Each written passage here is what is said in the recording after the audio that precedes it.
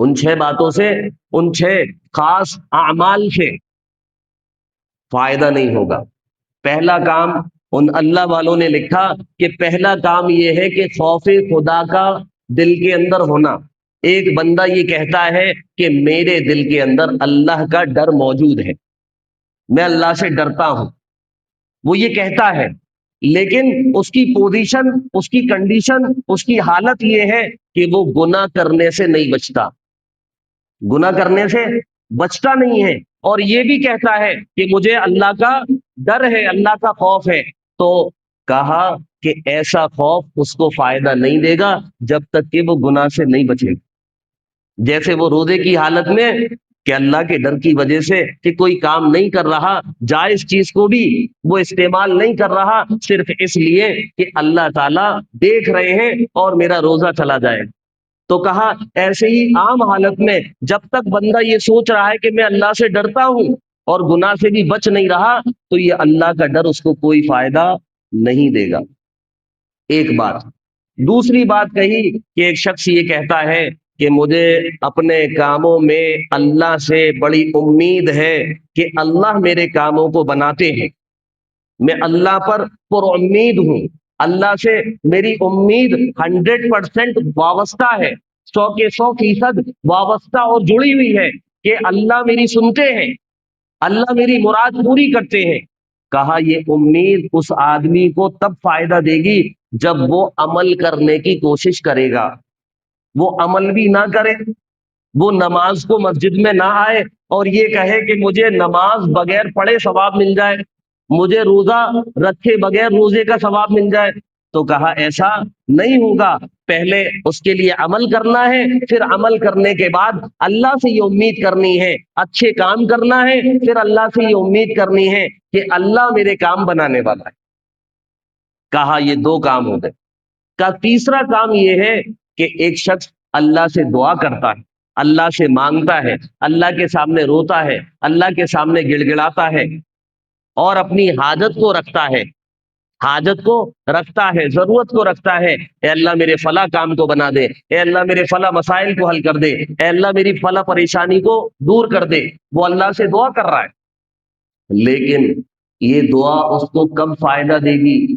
اس دعا کا، اس دعا کی قبولیت اس کو کب حاصل ہوگی؟ یعنی یہ دعا کب قبول ہوگی؟ یہ دعا تب قبول ہوگی جب اس کو اللہ کے ساتھ حسن ظن بھی ہوگا۔ کیا مطلب؟ مطلب یہ ہے حسن ظن کا کہ جہاں وہ دعا کر رہا ہے وہیں اس کو یہ اللہ کے ساتھ یہ گمان بھی، یہ اچھا گمان بھی ہونا چاہیے کہ میں دعا کر رہا ہوں، اللہ مجھے دیتے ہیں، اللہ مجھے دیتے ہیں۔ ایک طرف اس کی سوچ یہ ہے کہ میں مانگتا تو ہوں لیکن اللہ دیتے نہیں، میں مانگتا تو ہوں، میں اپنی پریشانیوں میں اللہ کو یاد تو کرتا ہوں لیکن اللہ میری سنتے نہیں ہیں۔ تو کہا اس کی یہ دعا پھر کیسے قبول ہوگی جسے خود اللہ کی ذات پر بھروسہ ہی نہیں؟ تو دعا قبولیت کی گھڑی کو تب پہنچے گی، قبولیت کے معیار کو تب پہنچے گی، قبولیت کے اسٹیٹس کو اور مقام کو تب پہنچے گی جب بندے کا یہ گمان ہوگا کہ میں جو مانگتا ہوں میرے اللہ مجھے دیتے ہیں، تو پھر اللہ اس کی دعائیں قبول کریں گے۔ یہ 3 کام بتایا۔ چوتھا کام بتایا کہ ایک شخص اپنے گناہوں پر اللہ سے استغفار کر رہا ہے، اللہ سے توبہ کر رہا ہے، اللہ سے معافی مانگ رہا ہے، لیکن اس کی توبہ قبول تب ہوگی، اس کے گناہوں کی معافی قبول تب کی جائے گی، وہ جو استغفار کر رہا ہے وہ استغفار قبول تب ہوگی جب وہ بندہ ساتھ میں اپنے گناہ پر نادم بھی، اپنے گناہ پر اس کو ندامت ہو کہ یہ جو کام میں نے کیا ہے یہ کام میں نے غلط کیا ہے، آئندہ یہ برا کام نہیں کروں گا۔ اگر وہ اپنے گناہ پر نادم ہے تو پھر اس کی ندامت، کہ اس کی ندامت قبول ہوگی، اس کی توبہ قبول ہوگی، وہ اللہ سے استغفار کرے گا، اللہ اس کی توبہ کو قبول کرے گا۔ اور اگر ندامت نہیں ہے، اگر اس پر وہ نادم نہیں ہے، اپنے گناہ پر پشیمان نہیں ہے، اپنے گناہ پر وہ شرمندہ نہیں ہے، تو پھر اس کی استغفار وہ کر رہا ہے، وہ استغفار کی تسبیح پڑھ رہا ہے، لیکن یہ استغفار اس کو فائدہ نہیں دے گی۔ اور فائدہ کب دے گی؟ میں نے بتایا کہ ندامت ہوگی تب فائدہ دے گی۔ कि ये 4 बातें, और इन 4 बातों के साथ वो 4 बातें जो मैंने बताई। अगली 5वीं बात, बुजुर्ग अलैहि रहमा जिन्होंने ये बात जरूरी बताई कि 5वीं बात ये है, कोई आदमी ये चाहता है कि मेरा जाहिर अच्छा हो जाए, जाहिरी में नमाजी, जाहिरी में हाजी, जाहिरी में नेक इंसान, जाहिरी में मुत्तकी, जाहिरी में अल्लाह से डरने वाला, जाहिरी में लोग मेरे नाम का चर्चा करें, जाहिरी में लोग मुझे मुसाफे करें, मुझसे सलाम करें, और मेरे नाम का नगमा गाया जाए, और लोगों में मेरी एक एक नेक इंसान की हैसियत से एक मकाम कायम होना चाहिए। तो कहा ये तब तक कायम नहीं होगा जब तक कि ये अपना बातिन अच्छा नहीं बनाएगा। जाहिर तो अच्छा बना लिया, जुब्बा पहन लिया, कुबा पहन लिया, टोपी लग गई, दाढ़ी आ गई, लेकिन बातिन अगर अच्छा नहीं है तो जाहिर से कोई फर्क नहीं पड़ता, कि तब तक मकबूल नहीं होगा अल्लाह की बारगाह में, तब तक अल्लाह ताला इसको लोगों में बाहैसियत, बारौब, बाकमाल तब तक नहीं बनाएंगे जब तक कि ये अपने बातिन को, अपने अंदर को, अपने अंदर के नफ्स को, अपने अंदर की चीज को जब तक सही नहीं करेगा, तब तक ये अल्लाह की बारगाह में मकबूल आदमी नहीं बनेगा। तो जाहिर बनाने से पहले बुजुर्ग अलैहि रहमा ने लिखा कि बातिन बनाने की फिक्र होनी चाहिए। नमाजी जाहिर का तो बन गया, लेकिन नमाजी बातिन का ना बन सका तो ये नमाजी नहीं। अल्लाह अकबर, कितनी एक एक बात चुनी हुई बात है। अल्लाह अकबर। कि छठी बात जो बयान फरमाई बड़ी काबिल गौर है, और सारे अमल का दारो मदार उस पर है, जिसके ताल्लुक से प्यारे आका ने फरमाया इन्नमल अअमालु बिन्नियात व इन्नमा लिकुल्लि इम्रिइम मा नवा। आका ने फरमाया कि तमाम अमल का दारो मदार नियत पर है। बुजुर्ग अलैहि रहमा जो बात बयान कर रहे हैं, कह रहे हैं कि एक आदमी नेक अमल कर रहा है, एक आदमी सदका दे रहा है, एक आदमी खैरात कर रहा है, एक आदमी लोगों के अंदर माल तकसीम कर रहा है, एक आदमी लोगों को उम्रे पर भेज रहा है, एक आदमी लोगों को हज करा रहा है, एक आदमी मस्जिद बनवा रहा है, एक आदमी खानका तामीर करा रहा है, एक आदमी पानी की सबील लगवा रहा है। ये सारे अच्छे काम वो कर रहा है, लेकिन ये उसके सारे अच्छे काम अल्लाह के यहाँ तभी कबूल होंगे। जाहिर देखने वाले कहेंगे क्या कहने हाजी साहब के, और क्या कहने नमाजी साहब के, और क्या कहने मौली साहब के, क्या खूब खर्च करने वाले हैं। कहा कि अल्लाह तब कहेगा ये खर्च करने वाला है कि जब इसकी नीयत में इखलास होगा, जब इसकी नीयत में अल्लाह की रजा होगी तो इसके सारे काम अल्लाह के यहाँ कबूल होंगे। अगर इसकी नीयत में इखलास नहीं हुआ, ये सारे बड़े बड़े काम के पकड़े कर मुंह पर मार दिए जाएंगे कि तूने रिया के लिए, शोहरत के लिए, दिखावे के लिए, जाह के लिए, मनसब के लिए, कुर्सी के लिए, ओहदे के लिए किए थे, जा उन्हीं लोगों से मांग ले। अल्लाह। तो बताने का मकसद ये है कि हम और आप आज जो बैठे हैं, आज यहाँ से एक खास पैगाम लेकर जाएं कि रमजान चला गया लेकिन हम अल्लाह का घर छोड़कर नहीं जाएंगे।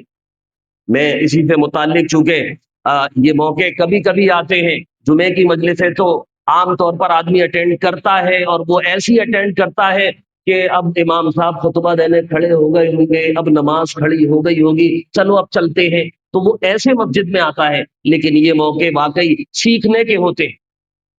तो उन अल्लाह वालों की जिनकी मैं बात बयान कर रहा था, उन्होंने एक बात लिखी कि गुनाह की सजा 3 सूरतों में अल्लाह देते हैं। अगर मैं वक्त ज्यादा नहीं ले रहा, हालांकि आपका 8:15 तक का वक्त है, लेकिन चूंकि बात आई है तो मैं बता देना मुनासिब समझता हूं, क्योंकि बात जगह इस तरह की बात नहीं मिलती है, और अल्लाह कभी कभी सामाइन के, सुनने वालों की फिक्रों पर अल्लाह बात कहलवाते हैं, ये हमारे बड़े कहते हैं। तो मैं इसलिए आपको एक बात और बताता चलूं। तो बुजुर्ग अलैहि रहमा जिनके ताल्लुक से मैं कह रहा हूं, कहा कि गुनाह की सजा की 3 सूरतें हैं। कितनी? 3 सूरतें। बंदा जब कोई गुनाह करता है तो बाज मौके ऐसे होते हैं कि अल्लाह की तरफ से पकड़ फौरी आ जाती। फौरी का मतलब फौरन। एक शख्स ने किसी का दिल दुखाया और अल्लाह की तरफ से उसका कोई काम बिगड़ गया। और बाज लोग ऐसे आते हैं जो बेचारे इस तरह की बात कहते हैं कि मैंने फला के साथ ऐसा किया और मेरे साथ ऐसा हो गया, और मैं जब जब किसी का बुरा करता हूं पहले मेरा बुरा हो जाता है। तो पता चला कि ये गलत करता है, इसलिए अल्लाह इसको फौरन इसको मुतनब्बे करता है कि तू अपने बुरे अमल से बाज आ जा। برے عمل سے باز آ جا، یہ ہم نے تجھے کیا دستک دی ہے، ہم نے تجھے سمجھایا ہے۔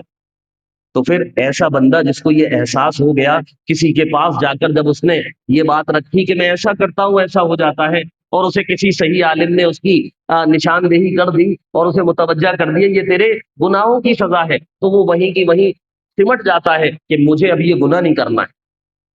کہا ایک طریقہ یہ، دوسرا طریقہ یہ ہوتا ہے، یا اسی سے اور متعلق میں اسے مختصر کر دے رہا ہوں، بڑا زیادہ ہو جائے گا، اسی میں ایک بات اور، یا اللہ کی طرف سے یہ ہوتا ہے، یا تو یہ نقصان کی شکل میں کوئی چیز سامنے آ گئی، یا کیا ہوا، بیوی ایسی پاگل ہو گئی کہ اس نے سارا گھر سر پر اٹھایا اور اسے بھی مجنون بنا دیا، اور پورے گھر کا شیرازہ منتشر کر دیا، یہ بھی پاگل بنا پھر رہا ہے، اور بےچارا سب کے سامنے رو رہا ہے، کاروبار بھی کر رہا ہے، ساری محنتیں کر رہا ہے، گھر کا سکون ختم ہو گیا ہے، اب بےچارا کس سے کہے؟ اولاد کوئی ایسی مل گئی جس نے ناک میں دم کر دیا، اور وہ بڑے بڑے موٹے موٹے آنسو اس کو رلا رہی کہ یہ اللہ کی پکڑ ہے۔ کہا فوری سزا یہ ہوتی ہے۔ دوسری سزا، کہا کبھی کبھی اللہ تعالیٰ دیر سے سزا دیتے ہیں، گناہ بندہ پہلے کرتا ہے، گناہ جوانی میں کرتا ہے، سزا بڑھاپے میں دیتے ہیں۔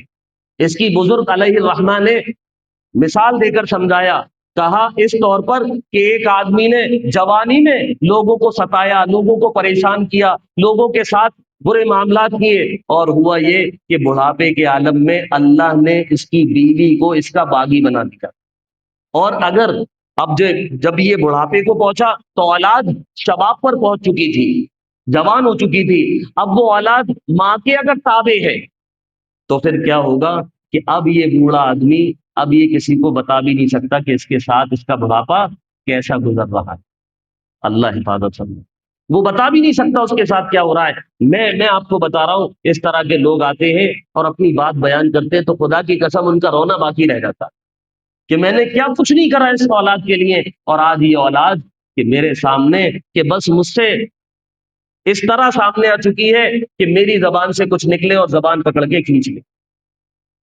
یہ لوگوں کا کہنا ہے کہ اللہ کی طرف سے پھر پکڑ ایسی آتی ہے کہ گناہ کبھی کیا اور پکڑ کبھی۔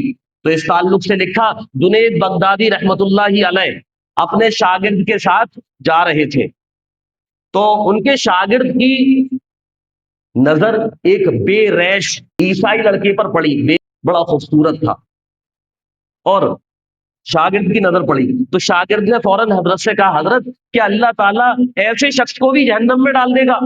اس نے یہ نہیں کہا میں نے کچھ کرا، اس نے بس اتنی بات پر اپنے حضرت سے پوچھا، حضرت کیا اللہ اتنے جرم پر بھی جہنم میں ڈال دے گا؟ تو وہ حضرت نے یہ کہا کہ ہاں، یہ بتاؤ کیا تم نے اس لڑکے کو بری نظر سے دیکھا ہے؟ تو اس نے فوراً بات ٹال دی، کہا کہ میں نے نہیں دیکھا، بس میں یہ جاننا چاہتا ہوں۔ تو حضرت لکھتے ہیں کہ 20 سال وہ حافظ قرآن تھا، وہ شاگرد کون تھا؟ حافظ قرآن تھا، کہ 20 سال گزرے تھے، اس نے اس وقت توبہ نہیں کی تھی، مجھ سے بات پوچھی تھی، 20 سال کا عرصہ گزرا، اللہ نے اسے قرآن کے علم سے محروم کر دیا، قرآن کے علم سے، قرآن کے حفظ سے محروم کر دیا، پھینک دیا دور پہ، کہ گناہوں کی سزا اس قدر ملتی۔ اور ایک اس سے ضروری متعلق، یہ 2 سزائیں ہو گئی، تیسری سزا جو بڑی ضروری اور بڑی غور کرنے والی ہے، جس پر آج کے لوگ بہت سارے لوگ پوچھتے ہیں، اور وہ یہ پوچھتے ہیں کہ ہم تو دیکھ رہے ہیں وہ شراب پیتا ہے، اللہ تعالیٰ اس کو بہت دے رہے ہیں، وہ تو اس کے یہاں سود کا کام ہوتا ہے، اس کے پاس تو نوٹوں کی دھانگیں لگی ہوئی ہیں، وہ فلاں تو ایسا کرتا ہے، اس کے پاس تو دولت کی کمی نہیں ہے، آپ بتا رہے ہیں کہ اللہ پکڑ نہیں کرتا، اللہ پکڑ کر لیتا ہے۔ تو اس کے تعلق سے کہا کہ اللہ کے یہاں بعض خفیہ تدبیریں ہوتی ہیں، اللہ تعالیٰ بعض بندوں کو اپنی نعمتیں ان کے گناہ کرنے کے بعد بھی دیتے رہتے ہیں، اور کھاؤ نعمت، اور لو نعمت، اور مال لو، اور دنیا پہ اڑاؤ، تاکہ وہ ان میں لگے لگے لگے لگے لگے لگے گناہوں کو کرتا چلا جائے، کرتا چلا جائے، اور آخرت کی سزا کا مستحق بن جائے، آخرت کی سزا کا مستحق بن جائے۔ حضرت شیخ نے اس کے تعلق سے لکھا کہ ایک یہودی عالم یا غالباً عیسائی عالم، کہ وہ کوئی گناہ کا مرتکب ہو گیا، گناہ کرنے لگا، اور اس نے دیکھا اس کے پاس جو مال و دولت تھا وہ کمی نہیں ہو رہا، تو ایک دن وہ دعا کر رہا تھا تو دعا میں کہنے لگا اے اللہ میں تو تیرے فلاں گناہ کا نافرمان بن چکا ہوں اور تو ہے کہ مجھے دولت دیے جا رہا ہے۔ تو اللہ کی طرف سے اس کے ساتھ معاملہ یہ ہوا کہ آواز آئی کہ سنو، اس کے دل پر بات ڈالی گئی، سنو تم نے غور نہیں کیا، تم سے نعمت ہم نے چھین لی ہے، ظاہری نعمت مال و دولت کی نہیں، ہم نے تم سے ایک خاص نعمت چھین لی ہے۔ ذرا غور کرو کہ اس گناہ کو کرنے سے پہلے جب تم تہجد کی نماز پڑھتے تھے تو تم ہمارے سامنے روتے تھے، ہم نے تمہارا راتوں کا رونا چھین لیا، راتوں کا رونا چھین لیا۔ جب اس نے غور کیا تو کہا ہاں میرے ساتھ ایسا ہوا ہے۔ تو جو گناہ کر رہے ہیں وہ ہمارے آئیڈیل نہیں ہیں، بلکہ ہمارے آئیڈیل جناب محمد الرسول اللہ صلی اللہ علیہ وسلم کی ذات ہے۔ ہمیں پیارے آقا کو فالو کرنا ہے، زندگی کے ہر لمحے میں، ہر شعبے میں پیارے آقا کو اپنا آئیڈیل بنانا ہے، آپ کے نقش قدم پر چلنا ہے۔ ہمیں جہاں نمازیں پیارے آقا کے طریقے پر پڑھنی ہے، وہی ہمیں اپنے سارے کام پیارے آقا کے طریقے پر لانے ہوں گے۔ تو اس مجمع میں بیٹھ کر یہ عہد کریے کہ انشاءاللہ رمضان گیا ہے، شیطان آزاد ہوا ہے۔ میں آپ کو بتاؤں، کل میں جا رہا تھا شام کے وقت میں، تو دو لڑکے بائک کے پاس سے گزرے تو ایک دوسرے سے شرارت کرتے ہوئے کہنے لگے اب تو شیطان آزاد ہو گیا۔ نہیں، شیطان بھی دیکھو اپنی آزادی کی باتیں انہی سب سے کہلوا دے رہا ہے۔ تو شیطانی بھی کرتے رہو اور شیطان پر ڈالتے رہو۔ تو شیطان ضرور آزاد ہو گیا ہے، لیکن جو حالات بنے ہوئے ہیں وہ ہمیں قید کر رہے ہیں۔ وہ چیخ کر کہہ رہے ہیں کہ تمہارے پاس وقت زیادہ نہیں ہے، ایک اللہ کا در ایسا ہے جو تمہیں بچا سکتا ہے، باقی کوئی در تمہیں بچانے والا نہیں۔ تو اس لیے رمضان ضرور گیا ہے۔ رمضان کا پیغام یہ ہے پورے مہینے تم اللہ کے بنے رہے، ساری زندگی کے لیے بن جاؤ گے تو سوچو اللہ کیا کچھ کر سکتا ہے تمہارا۔ تو اس لیے نیت یہ کرو انشاءاللہ کہ ہم اللہ کا گھر نہیں چھوڑیں گے انشاءاللہ، اور انشاءاللہ اپنے کاروبار جائز طریقے سے کریں گے، اپنے معاملات اچھی طریقے سے نبھائیں گے، سارے کام انشاءاللہ دین کے مطابق کریں گے انشاءاللہ۔ اللہ تعالی ہم سب کو کہنے سننے سے زیادہ عمل کی توفیق عطا فرمائے۔